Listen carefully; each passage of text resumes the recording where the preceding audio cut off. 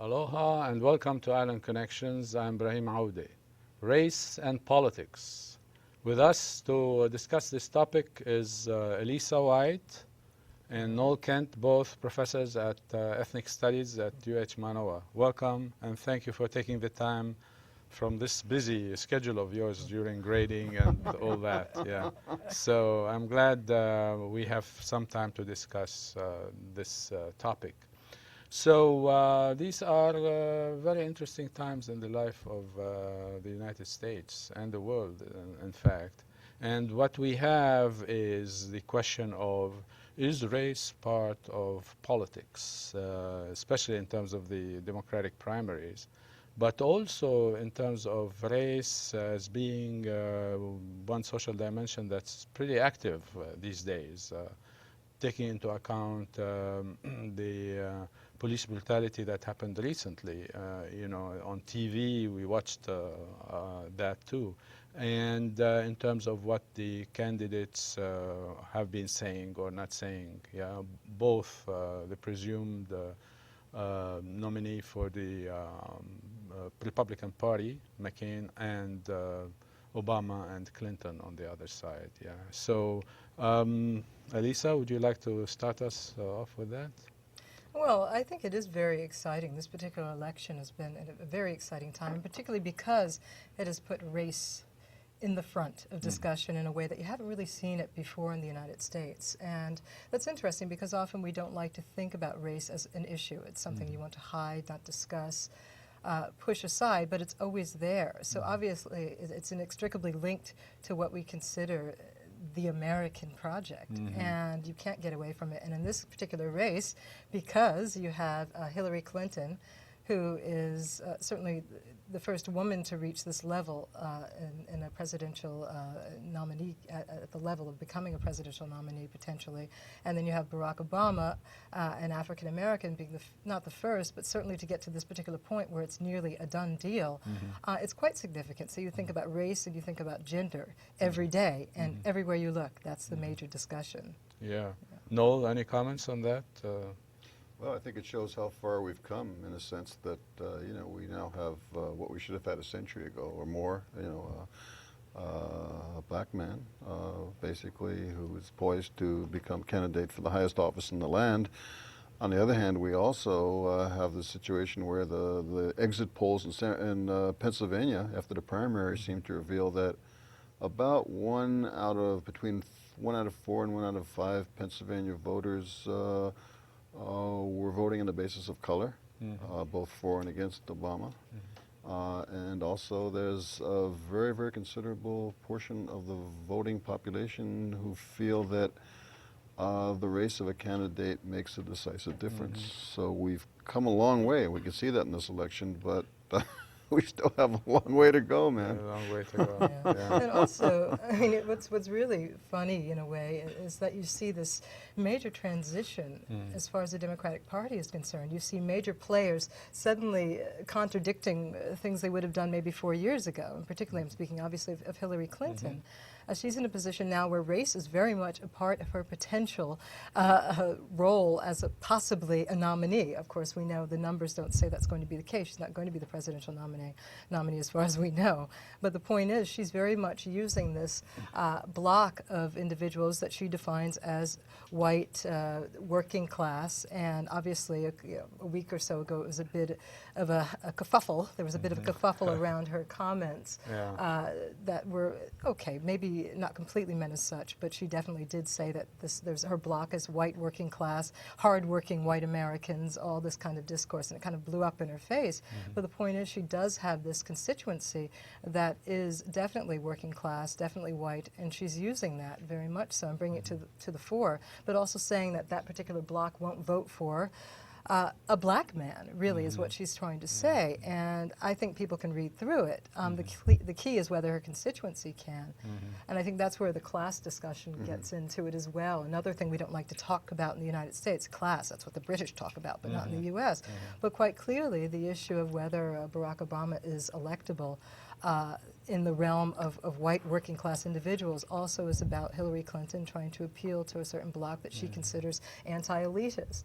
And in that process, she, if anything, I would like to say insults those who are possibly working class, not college-educated individuals by bringing things like the gas tax, holiday, and trying to change the numbers, believing that somehow they're mathematically challenged and won't understand that you need 2,025 delegates and not her number 2,209. I think she was carting out earlier today. I was looking at it back and forth, trying to do a double take and see if she'd change anything. But the point is that she's certainly interested in class as much as she is in race, and I think that's something significant in this campaign, because 4 years ago, the Clintons wouldn't have played it the same way, particularly alienating the African-American vote in the process. Which they've done enormously, Yeah. especially Bill. Yeah. Bill even more than Hillary has, really. And Bill always sort of had a lock, if anybody did, both in Arkansas when he ran and also as president on the black vote. And that's really gone. He has a lot of fences to mend at this point in the black community. That's I interviewed John Okamura from Ethnic Studies, and he has something interesting to say. So we play that roll in, and then we discuss some more. Race enters presidential politics to what I call the back door. Something negative occurs during a campaign, such as in the case of Barack Obama, the inflammatory remarks given by his pastor that he had to address. So it's not a direct positive kind of program that he offers Americans. It says, this is how I'm going to address racial inequalities.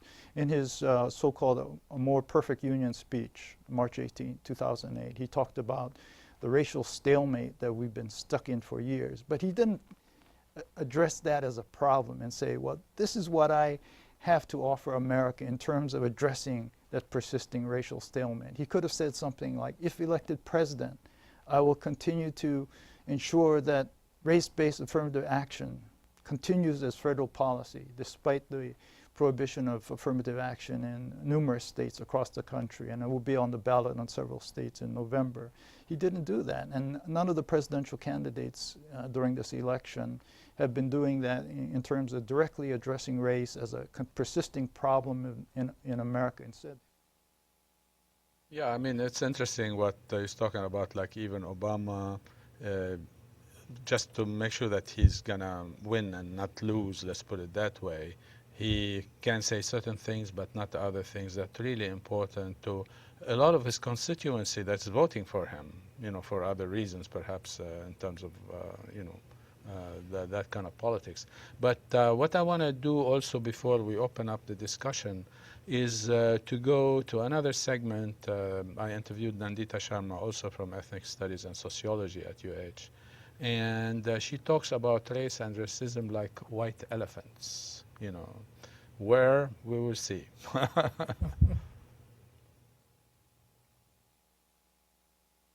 Well, what I find is that race and racism in particular are like white elephants in the room of America right now. There was an interesting article in the New York Times recently that talked about the very differential coverage given to the inflammatory comments that are being made by people who are associated with the various presidential candidates.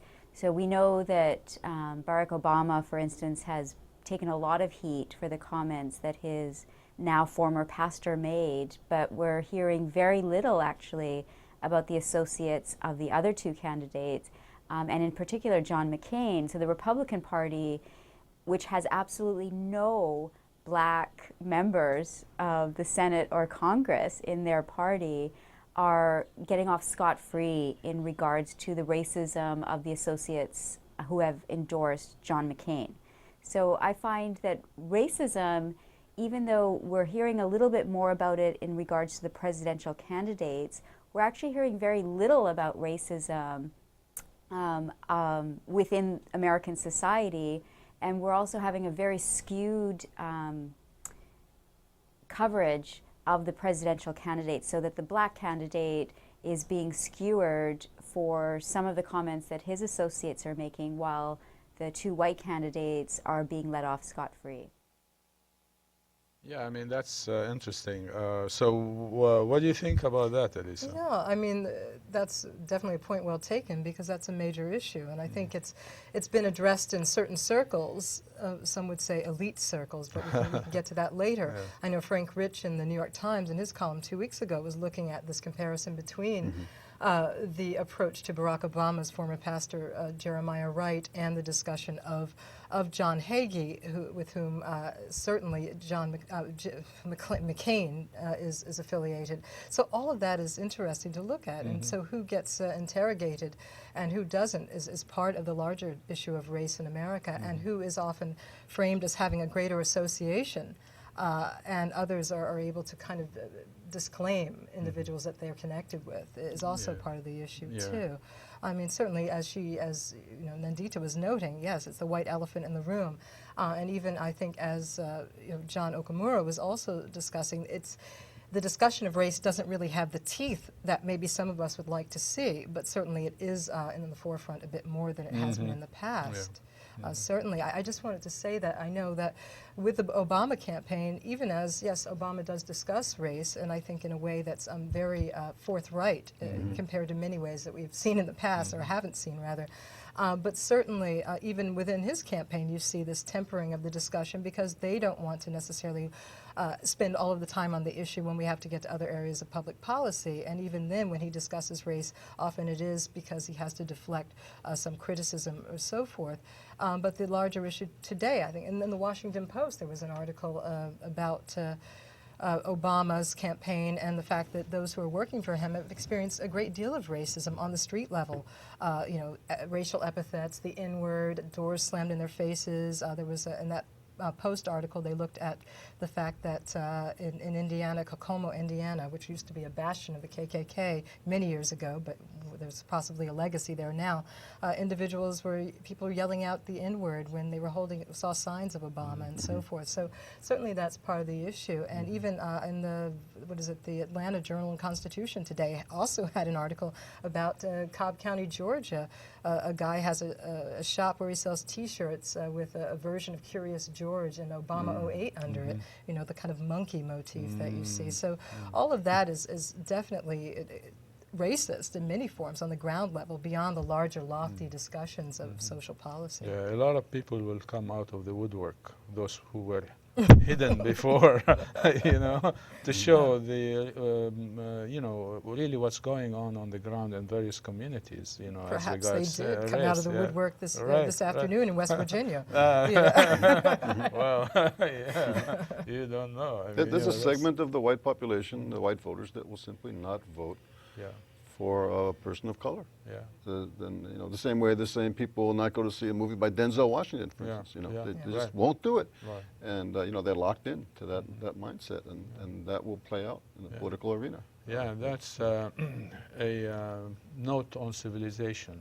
Yeah, in this society. Or lack of it. Yeah, well, yeah. But I think this is something we really have to look at closely, particularly when there's this rhetoric, and I was mentioning elitism kind of in passing, joking, but a lot of that is masking this larger discussion about certain constituents who are defined as lesser educated, and always this idea that those who are lesser educated, there's a corollary there to those who will not vote for somebody who is different from them, and often that pans out in this kind of idea of, you know, the white voting bloc, a working class white voting bloc, and we really have to look at what's going on with that and wonder if we want substantive change or want to see change in the society, whether it's Clinton or Obama in the case of the Democratic Party, but certainly in the case of McCain for the Republicans.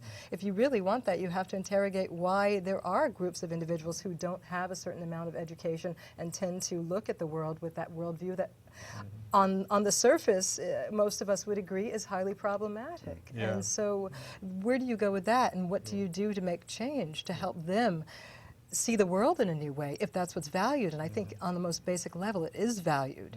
It's the approach that's problematic. Right, Yeah. You know, so we've got a whole segment. We've got a whole segment of the white working class in this country that has been in decline, you know, economically since 1973. The figures reveal, and in terms of income, in terms of status in this country, I mean, There's a lot of desperation there, and I think Right. Obama is very principled in talking to that they're clinging. What do they say? They're clinging to their, Yeah. and I think that's true. I think there's, I mean, I campaigned for Kerry in Ohio in '04, and I was in white working class areas talking to people about, you know, why they were voting for Bush and all of this, and it wasn't a matter of racism, and it was a matter simply of people, you know, tied to certain types of symbols and beliefs, and also basically believing that the Democratic Party hadn't delivered for them, you know, since Which the New is, Deal, in maybe, many ways, which is is true. Yeah, Yes. which is true. That's the thing.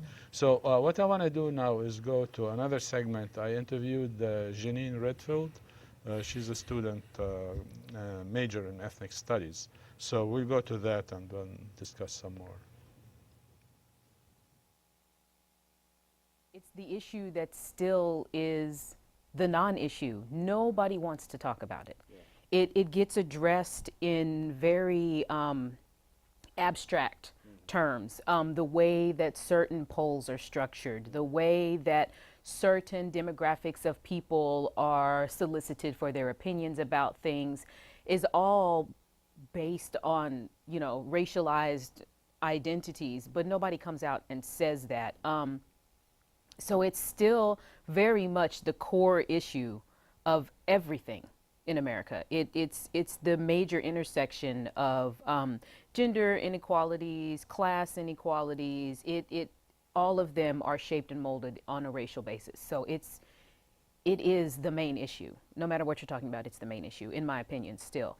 In the context of the current political situation and the candidates that are running, it's huge that the front runner in the Democratic primary process is an African American. That's big because it sort of forces the issue, and the fact that this is the first time that he's a legitimate, authenticated candidate. I mean, he's probably going to win this unless, you know, something miraculous happens. That's big. One, because it's 2008 and it's just now happening. And two, that everybody's trying to avoid the fact that he's the first legitimate black candidate. The whole basis of his platform is he's not a black candidate, that he's just a qualified candidate. So that interplay is interesting, that he doesn't want to be the black candidate, but he can't help but be the black candidate. Yeah, I mean, you know, Janine is saying really important things. I mean, we earlier talked a little bit about the media and how the media, you know, can, for instance, go after Obama as in terms of the Reverend right, but not go against, go after McCain, you know, with Hagee and so on, not as much, etc. But also in terms of what Janine was talking about in terms of the polls, you know.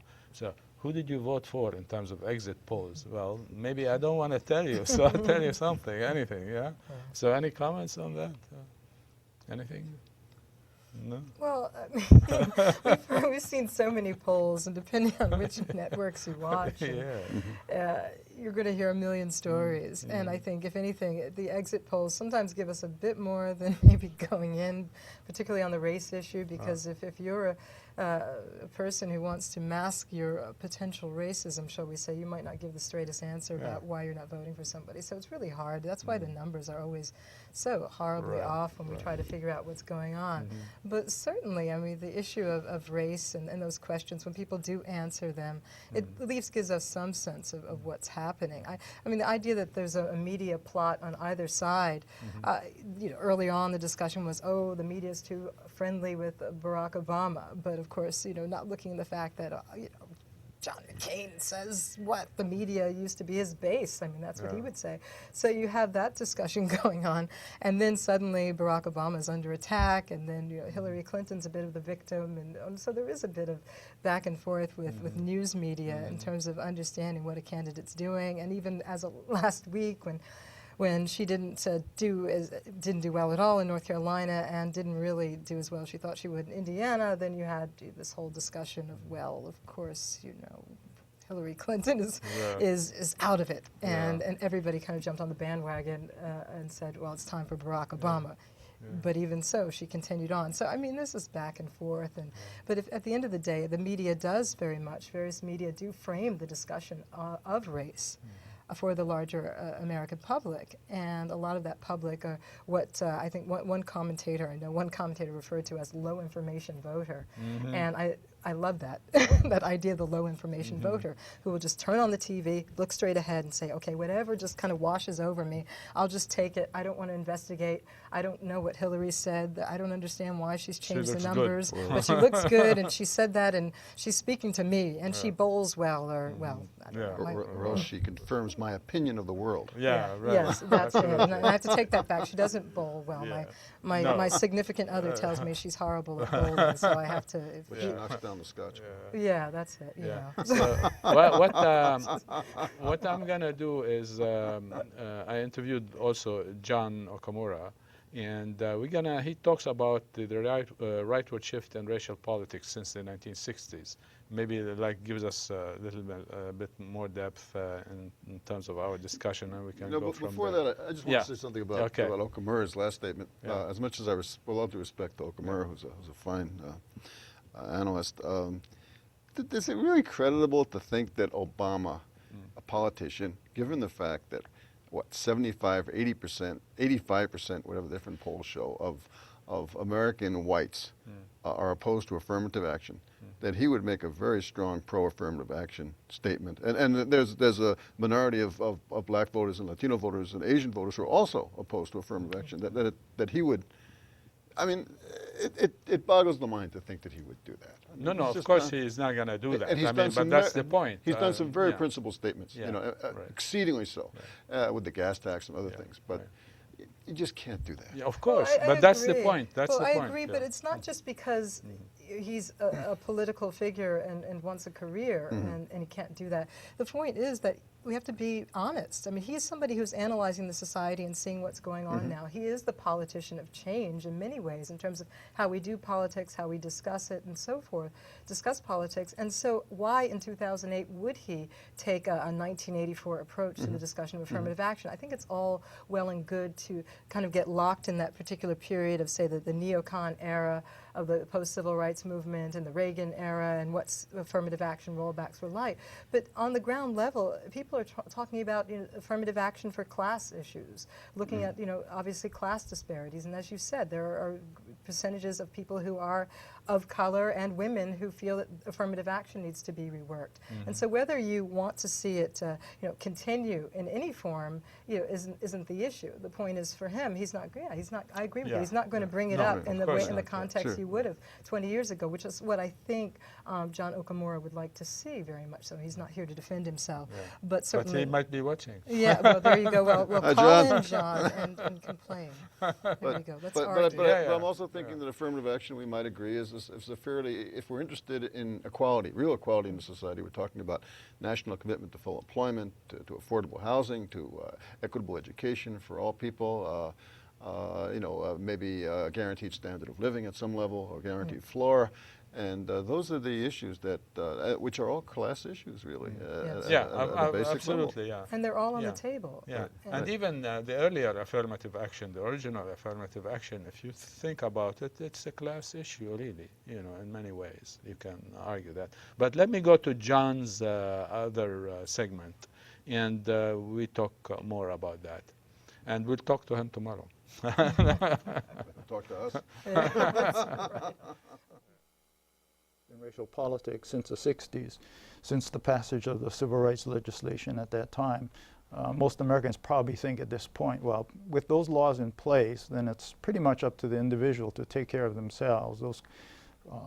That formal prohibition of discrimination means that individuals can rely on their own abilities, qualifications to advance themselves in education or employment. They don't have to rely on affirmative action programs anymore. And this is the reason why candidates are very careful about how they make their appeals to voters, because they cannot seem to be catering too much to minority electorates. Yeah, so I mean, this is a thing that we have been discussing, but I think, I tend to agree that the question of affirmative action is now being looked at in a different way than it was in the 60s, because things have shifted, etc. And I agree with you that we have to look more, or it is much more clearer now than that it is a question of class as well, you know. So that is an important thing. But anything else you would like to say? Well, I mean, racism isn't dead. But Of course yeah, not, I mean, yeah. but the class question Right. is always there. Right. But I think also we have to remember that what are the key issues this election? Getting back to the political force and the politician within. It's Iraq, okay? We've got to look at Iraq. I mean, that's a major issue that does have an impact on individuals of color. Most certainly, you know, when you see people who are going to war, but also becomes a class issue. Look at West Virginia, which overwhelmingly voted for Clinton today. Again, I reiterate, a woman who was, you know, certainly supportive of the war. And here you have a disproportionate number of West Virginians going into the military and going to war and being sent out more than any other state.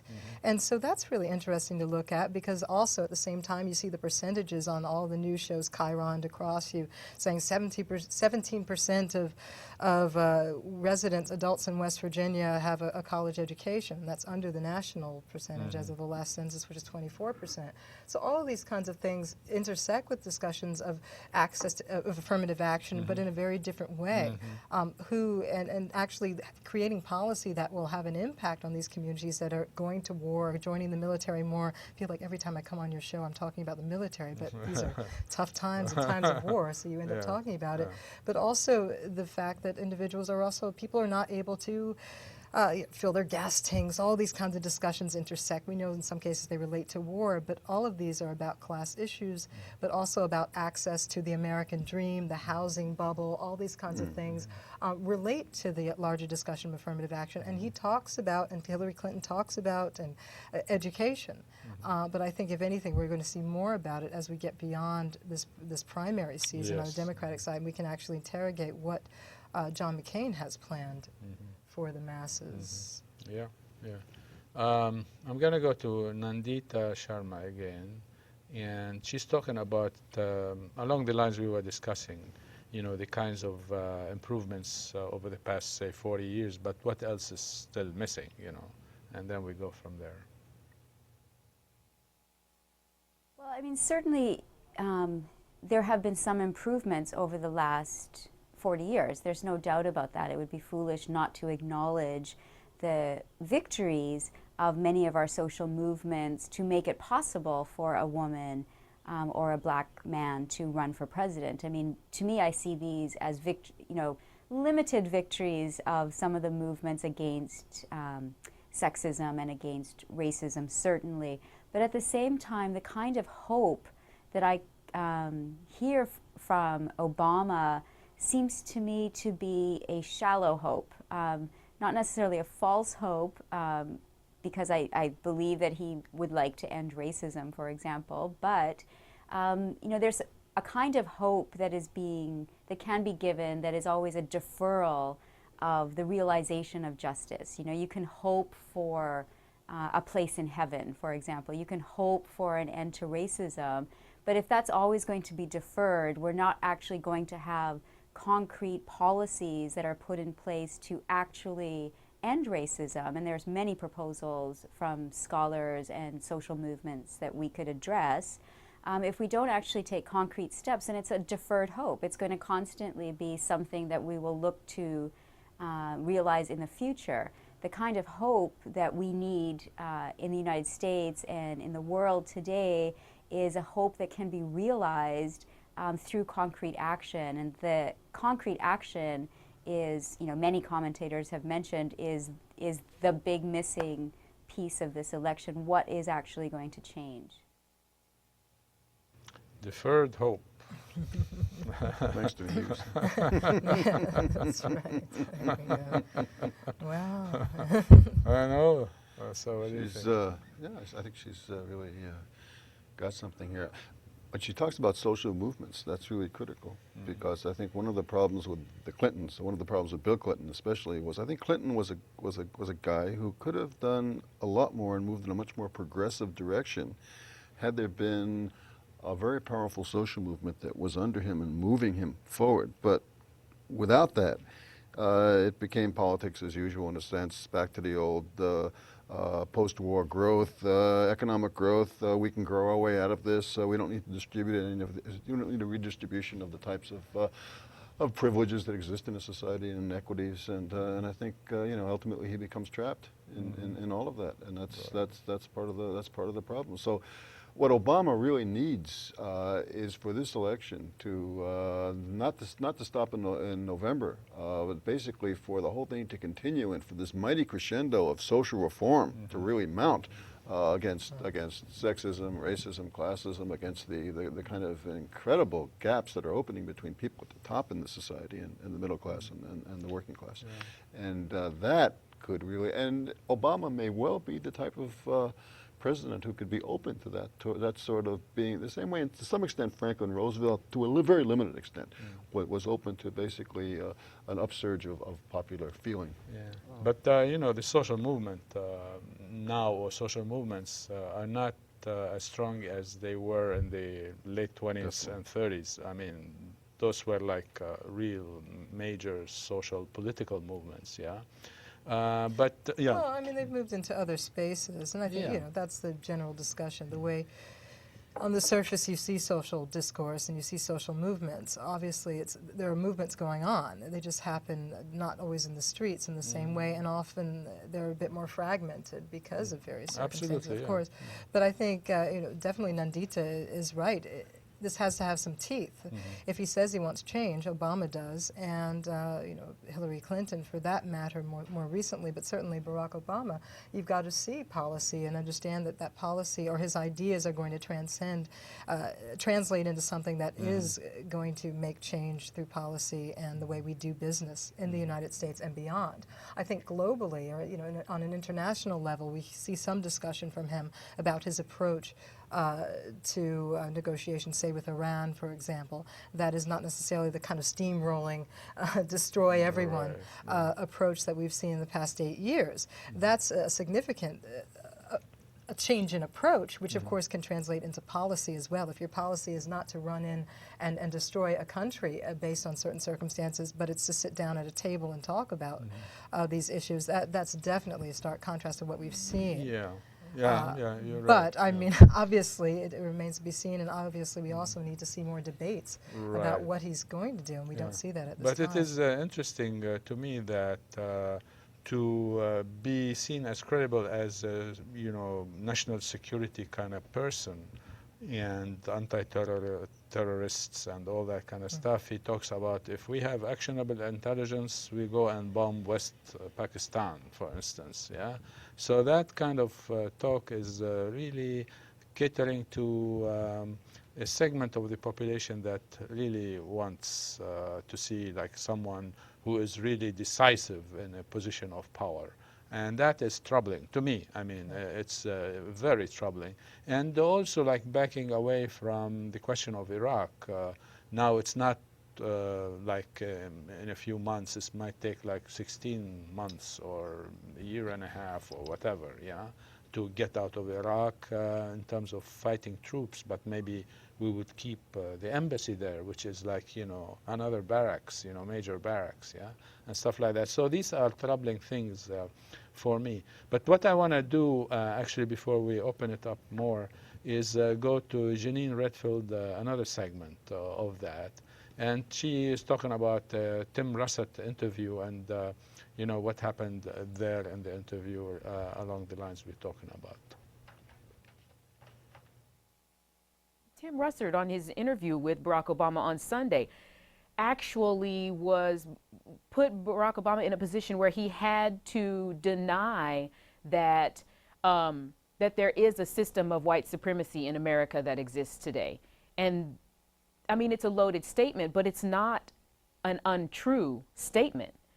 But the way it was presented was very provocative. And I mean, it is a provocative statement, but it's still a true statement. There is still a basic system of whiteness as rightness in America. And everybody wants to denounce that because we all believe in meritocracy and that if you just work hard, you can make it. So Barack Obama has become the candidate for meritocracy. Yeah, I mean, what Janine is saying in terms of meritocracy, etc., has some bearing on the question of like affirmative action and so on. You know, how you look at affirmative action, etc. But it goes beyond that as well. You know, but also to have someone like Tim Russert force him into, say, a corner to try and deny that there's that system. You know, I mean, race is an organizing principle in the U.S. still, and so on. It's something like very interesting. Why would they want to put him in such a corner? Anyone? You want to take this, Noel? I mean, Yeah, I mean, you know, this is very interesting to me, it seems. Anything on that? Do you think this represents something more than just an attempt to, you know, really create a provocative performance and sort of They wanna provoke his audience? Yeah, and they want to put you, him on the spot to say, okay, you know, is there a system of white racism here, you know, for instance, or isn't there? So damn if you say yes, or damn if you say no in that sense. So you got to figure out a way, diplomatic way or something, to do it so that you obfuscate the whole thing, you know, and remain in the race, basically. Yeah. But on the other hand, as an educator, so to speak, I like these questions because at least it raises. This is a question which white America really hasn't dealt with for a very long time, and this is. He's now raising a question of white supremacy and whiteness, and some of the ideas that Janine was raising there, that have not been on anybody's agenda for an awful long time. I mean, everyone thought that was settled with civil rights, you know, it's 40 years ago. And I sort of like that. That, okay, you may say, okay, he's pinning him to the wall. But on the other hand, the audience out there is thinking, white supremacy, is that still really an issue out here? And I wonder if, But there are people out there who really do think. But for the voters in West Virginia, I mean, Well, would perhaps. they be thinking that way? Well, perhaps, who knows? No, I mean, the point, of course, is that this was about a reaction to Jeremiah Wright, okay, and a larger discussion about white supremacy and how it operates in the larger society. And is any politician going to go to a point, or even as an academic, to what point do you say, well, yes, white supremacy does operate on all levels of the society, but at some point you also have to interrogate, examine other areas of oppression too that are not necessarily immediately linked to white supremacy as neatly as some would like to link it. Now that, of course, is problematic for some because you want to cleanly say, yes, it's a white supremacist society and therefore you have this result. And in many cases you can see that link. Most certainly the legacy is there in the African American experience, and I think even Jeremiah Wright was trying to early on articulate that before he completely went in another kind of performative direction, shall we say. But the reason Barack Obama, and I think Janine Redfield's comments are well taken, the reason Barack Obama is in this particular position of having to answer the big questions of white supremacy, because you don't ask Hillary Clinton that, and you don't ask John McCain that. Wow. No, you have to ask him whether there's an oppressive system that has oppressed him. Do tell. And of course, he can tell to some extent that he has seen racism. He knows it. He hasn't backed away from the fact that there is racism in the society. Nor has his wife. You know, Michelle Obama took a lot of criticism for saying that it was the first time in seeing what he had done in the electoral results early on in the primaries. It's the first time she was very proud, really proud to be an American. I'm paraphrasing here, but they jumped on her because somehow the larger society believed that all individuals should be happy under this great American system. And of course, in that process, she's saying, well, if you're a person of color, particularly an African American, the legacy of Jim Crow and lynching, not to mention, transatlantic slave trade and so forth before that, doesn't make America a very proud place and a happy place for many. And no matter who you are, you shouldn't be proud of a country doing that. I mean, it was a horrific act. How can anybody be proud of it? But the point is that I'm making is that race is on the table, but for Barack Obama, and I think if he's pushed against the wall, fine. For him, he's an intelligent man who can handle this debate and being pushed against the wall in that sense, as any politician at his level should be able to handle. But certainly the issue is if he says, well, there is white supremacy in the society, how is that taken? He's got to have the time to actually explain it beyond a soundbite. Now, Tim Russert's show runs an hour, Meet the Press. press. But certainly the larger issue is that sound bites are just going to say, you know, Barack Obama says it's a white supremacist society, you know, just like Jeremiah Wright says. So he has to be careful, because we know that that low information voter is not going to the larger text and not doing analytical work to understand what is being said. So context is everything, and quite sensibly he realized that. Yeah, sure. I mean, but the point is that how the people like listening to it will take it. Yeah, yeah. That's the Exactly. idea, and that's the problem. I mean, that's the problem. No one can get out of it. And again, what you said, why don't they ask other people, McCain and other people? Well, why don't they ask other people of color? Why don't Yeah. they ask other black men and women Right, what they think? I mean, this is that old the head Negro syndrome again, where basically, you know, they used to use King or Malcolm X or whoever it was. Yeah. You know, okay, tell me where are these Negroes headed? What do they want? And you know, ignoring the fact that diversity of you know of popular thought and you know, the black population, all this. I mean, so it's. Well, that's another important aspect of Barack Obama's potential presidency. Yeah. I mean, certainly it speaks to the diversity, but remember, then he's under attack for elitism, which is sometimes refreshing, considering, you know, African Americans are not often under attack for elitism and the love of arugula. That's always the kind of code vegetable for things, the leafy vegetable that says all. But you know, but the larger issue, of course, is that, you know, why isn't Hillary Clinton effectively under attack for her own elitism? They all went to, you know, top Absolutely, universities, if you will, you know, Ivy League education and so forth. And, you know, she and Bill have $100 million. Gee, that's an impoverished crew. Over the last I'd 4 love years. their trouble. Yeah, they've had a successful financial post-presidency. Yeah, That's all. Yeah, they make a lot of millions of dollars. Yeah, you know, she somehow- she launched her campaign $6.5 million or something like that. Yeah, Just on recently. top of the a 5 few more. million. Yeah. And we're worried about how she's going to pay it all back. She's not But elitist, my point is that, you know, what does elitism mean in itself? Do we want people who are intelligent and educated running the country, or do we want you know, 8 more years of what we've had? Is that what is required? And that's, of course, very neatly linked to this so-called low information voter and voters who are less educated. On one level, the idea is that, well, you can't handle the larger analysis, so you'll vote for somebody who's even not really out for your interests. So, yeah, maybe we got spoiled by getting used to Bush for 8 years, who's not an elitist. You know what I mean? Because he can drink a beer with this guy around the corner, you know, or next door. Yeah, or something. Yale educated, Yeah. Bush, you know, I don't know, Beer his grades are drinker. questionable. Harvard business as well. I mean, but most presidents have had university education. I think there are only 8 out of all of the presidents in the history of the United States that have not had at least a 4-year college education. So, you know, what are we talking about here? Right. I mean, even Ronald Reagan went to Eureka. Wow. You know, And he didn't Eureka find what? it. Just Eureka. And he didn't find I'm it. president. He didn't find it. Okay, so anyway, we'll go to John again, and we'll take it from there. Okay. By addressing issues like the economy, healthcare, the war in Iraq, there's a way of making as broad appeal as possible to all voters. Perhaps when they do speak before minority audiences, African Americans, Latinos, they may address specific issues of concern to those communities. But the general appeal is to the white electorate in America, and that's where they have to tread very carefully about not seeming to be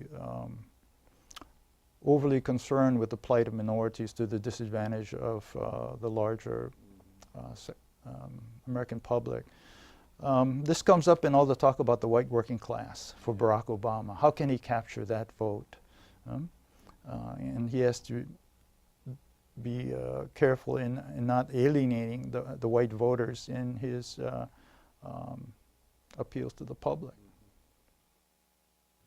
Now the question is he gonna be able to do that, assuming like Obama got the nomination for the Democratic Party?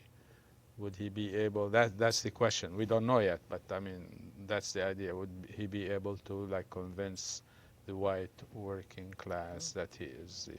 You know, in Wisconsin, he carried every segment of the population in Wisconsin, including the blue collar, you know, the blue collar whites. He's done it in other places before also. You know, I think there's an interesting analogy here, and the analogy is, you know, if you go back to 1960, and you look at white Southerners, and most of whom, the vast majority of whom, were pro-segregation, were basically interested in maintaining the status quo. But in terms of their hierarchy of values, there was more of an emphasis. They were more interested in basically if they were merchants in making profits. They were more interested in if they were politicians in staying office. They were more interested if they were, working people just in basically maintaining their jobs and everything else. And basically that was more important than segregation. And I wonder if in this election, what we're going to see is this hierarchy of values being played out again, where you have an awful lot of white working class people who may have various degrees of antipathy toward blacks or Latinos or others, or people of color, people who are different than they are, and elitists, whatever else, but also understand that McCain and the Republicans are not on their side, have never been on their side, never will be on their side. And if they're to stop this downward slide into desperation, that the country really needs some profound changes and some structural reforms.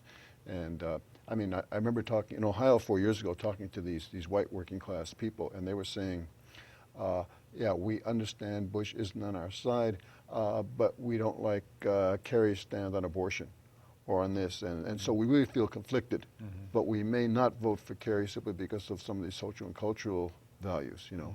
But in this time we're in, I think things have changed and have gotten so bad that the hierarchy of values is going to assert itself. And even among those people who may feel some a moderate degree or a lot of antipathy toward blacks in general, others, they may vote for Obama at this point. Yeah, they'll vote for the Democrat who doesn't want them to stay at war longer. Right. I mean, that will be the issue. Right. Yeah.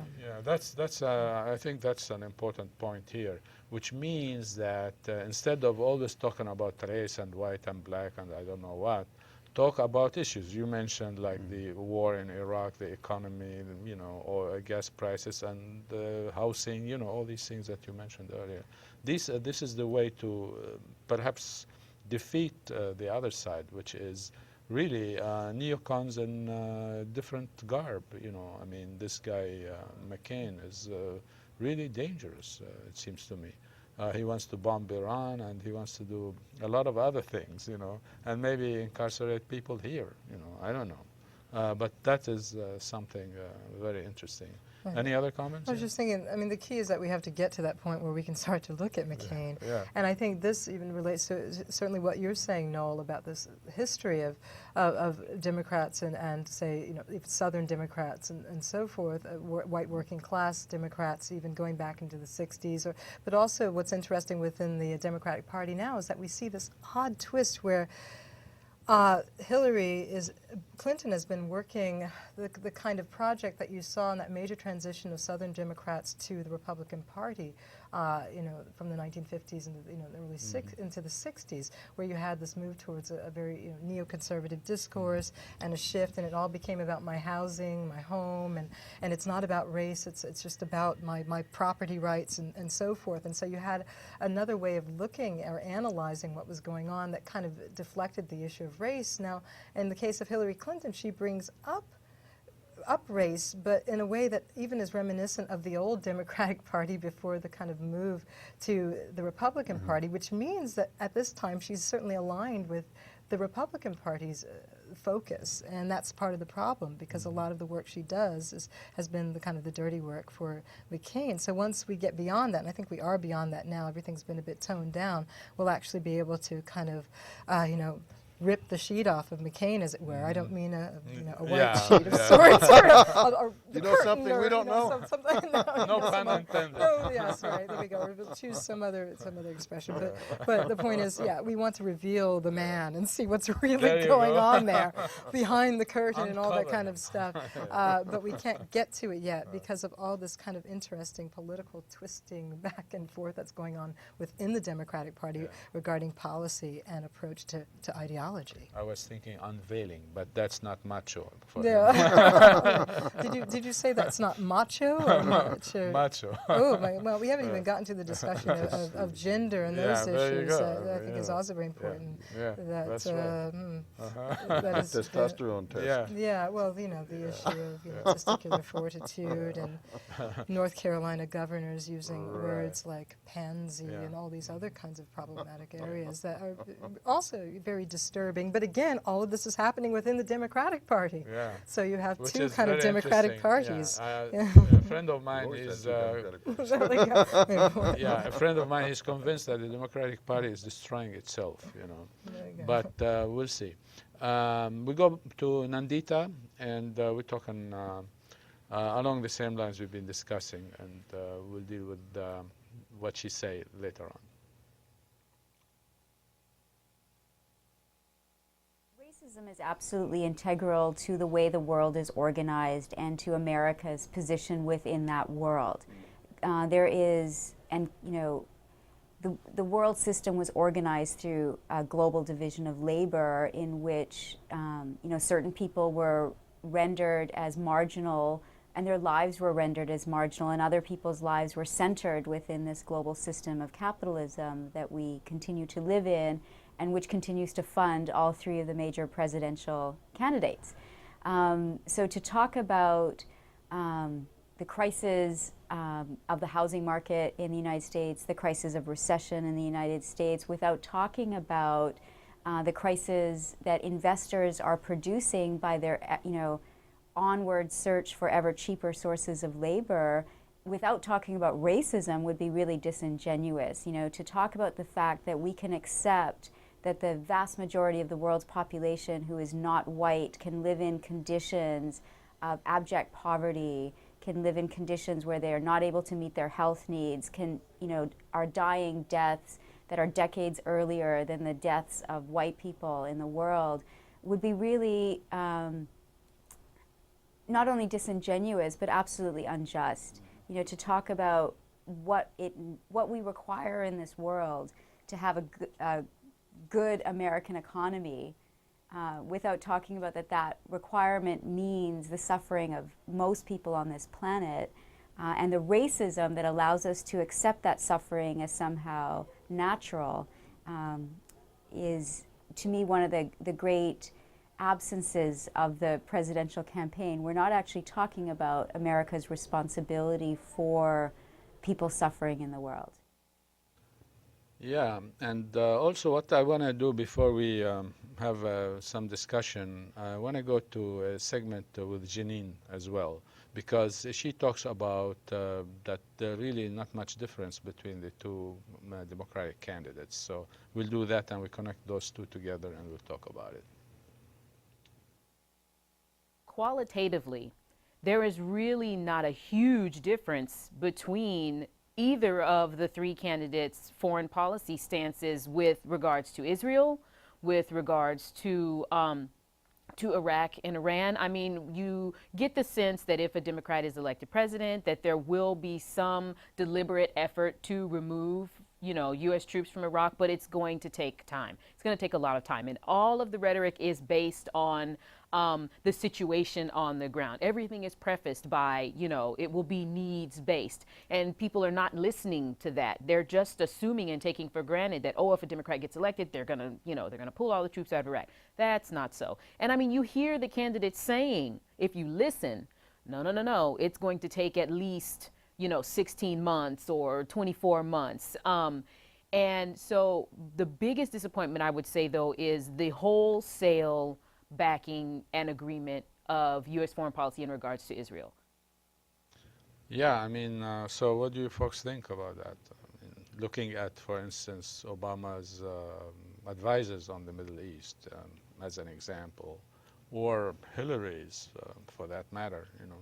Yeah, and McCain as well. I McCain, mean, yeah. even, you know, an odd twist, you know, McCain says that he is very close to John Hagee, who we've been talking about, because he likes John Hagee's policy or approach to Israel. So yeah, I mean, it's very much the status quo, and I think if anyone believes that there's going to be some radical change, with the next election to a point that really changes these policies and really looks at what Nandita very rightly and importantly looks at, this idea that there is this act of global racism, there's oppression, and it's filtered through American projects, United States projects.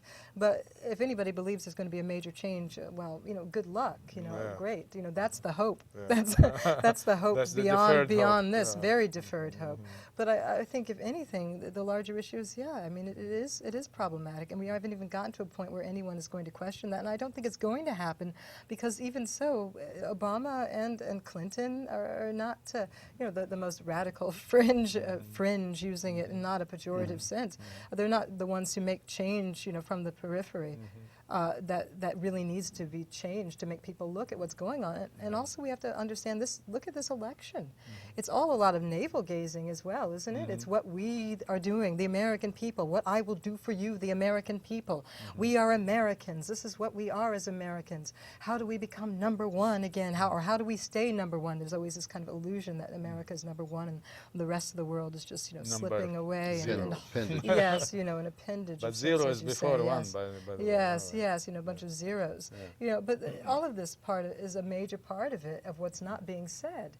And any other discourse that would be deemed as radical, and again, I don't mean that in the pejorative, kind of scandalous way. If we want real change, it has to be radical, and we're not going to see that in this election from any end. Nobody's going to say we're at the end of empire. It was a Yeah. mistake. It I was a mean, mistake to become an empire back in 1947. No.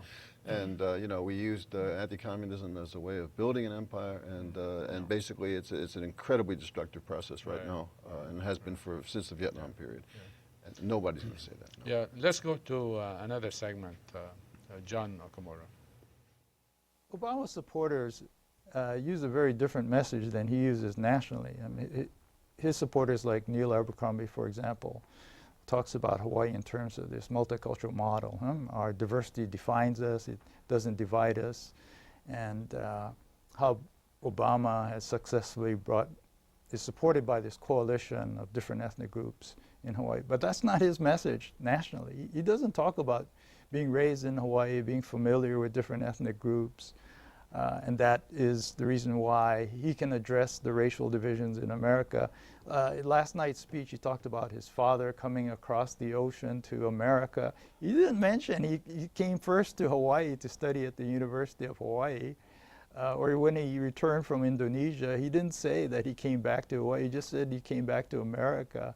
So I think for somewhat obvious reasons, Hawaii is not a place that he emphasizes as part of his background and the kind of experience that qualifies him to be President of the United States. Yeah, that's for us in Hawaii. We noticed this. I mean, because we were watching it nationally, and then we see the difference between the presentation here and the presentation on the continent, on the continental U.S. He is the senator from Illinois. And you can make him, Hawaii's third senator, but that's not the reality.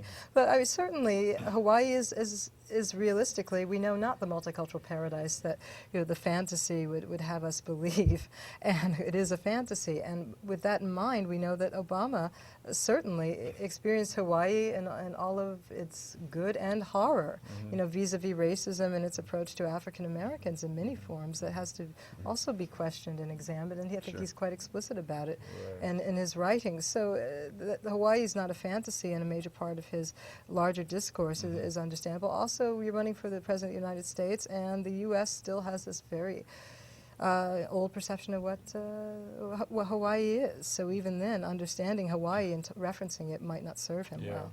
Well, we're almost out of time, and I'd just like to thank you very much for this very rich discussion, and we have more to say about this, but maybe in another program, in fact. So thank you very much for coming, and thank you, and see you in the fall, in September. All right.